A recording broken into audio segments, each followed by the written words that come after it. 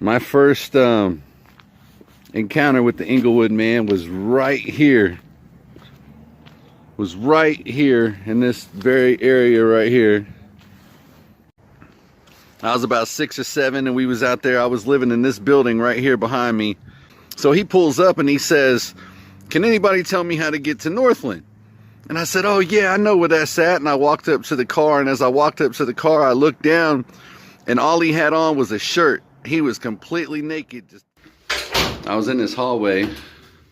I lived in that apartment right there on the bottom floor. And he came through that door and grabbed me and picked me up and dragged me through this hallway, and I was kicking and screaming. My stepdad at the time was like 6'5", 300 pounds. He came out, "What the hell you doing to my son?" That was the only time I ever heard him refer to me as his son. And the guy got scared, dropped me, and ran off and ran out this door right here. So one of the times I saw this motherfucker, I was down here and he appeared up there on that hill. Right up there on that hill. And I was walking up this trail behind me. And I looked over, and this motherfucker was over here standing on top of that hill looking for me. I guess he saw me come down here and he followed me down here. He was down there on that creek bed and I was standing right here, and he saw me. And he turned around and he started running at me.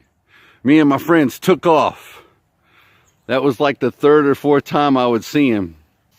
This guy would just pop up out of nowhere and he'd flash you. And then he'd take the fuck off. But this motherfucker has chased us from Englewood Apartments all the way to Line Creek Park on several occasions. And the police never caught him. Sometimes I wonder what happened to the Englewood man. This was a full-grown, big, fat white guy. Probably early 40s, curly hair. At least the one I saw. Like I said, there's been reports of several of them out here. I'm telling you, it's a lot of wild shit. Unexplainable shit that just nobody can explain. There was another time where I was walking home and I turned around and I saw this dude standing in the baseball diamond just shaking it. I turned around to walk back home, and then I took a second take and I turned around, he was gone. That mystique about him being a ghost, man, I'm telling you. Everybody was baffled. And what's crazy is none of the adults ever saw him. It was only the kids, as far as I know. He would only show himself to us.